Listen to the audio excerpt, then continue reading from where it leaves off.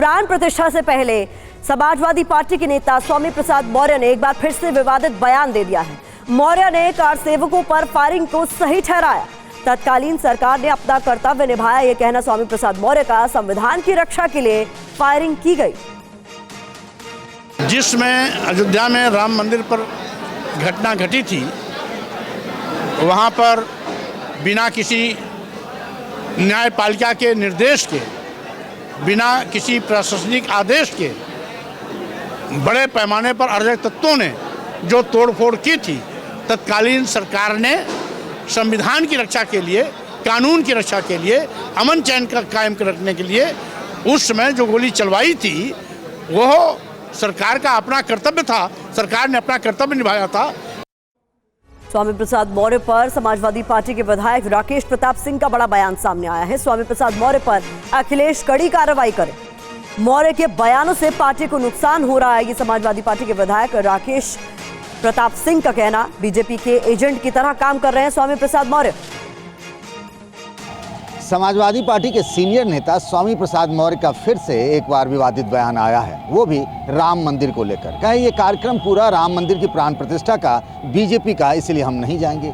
और दिलचस्प बात यही है कि समाजवादी पार्टी के विधायक राकेश प्रताप सिंह ने विधानसभा अध्यक्ष को चिट्ठी लिखकर कहा कि सभी विधायकों को 22 जनवरी को अयोध्या लेकर चलना चाहिए। राकेश जी, तो बड़ा धर्म संकट हो गया।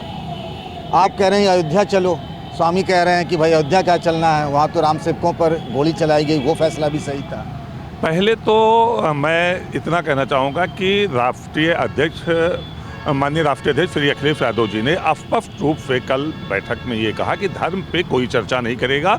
हम धर्म पे चर्चा के लिए नहीं है, हम गरीब, मजदूर, वंचितों के उत्थान के लिए हैं। और मैं निश्चित तौर पर राष्ट्रीय अध्यक्ष जी से मांग करता हूँ कि अगर लगातार कोई व्यक्ति मना करने पर भी लगातार धर्म पे चर्चा कर रहा है और जो ना तो सनातन को मानता है, ना अपने को हिंदू मानता है, तो उस पर कड़ी से कड़ी कार्रवाई करने की जरूरत है। ये बीजेपी का ये कहना है, एक थ्योरी है ना, गुड कॉप बैड कॉप। उनको बीजेपी का ये आरोप है कि खुद अखिलेश यादव ही उनसे बुलवा रहे हैं। कल जबकि विधायकों की बैठक में तो बहुत लोगों ने मांग की कि भाई इस तरह के बयान पर रोक लगनी चाहिए, पर ऐसा क्यों हो रहा है कि बयान आ रहे हैं?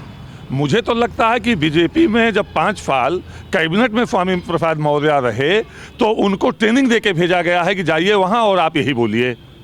ये बीजेपी की बोली बोल रहे हैं। हमको तो ऐसा लगता है अगर 5 साल तो बीजेपी में रहते हुए कभी नहीं बोले। बीजेपी में आज भी उनकी बेटी सांसद है।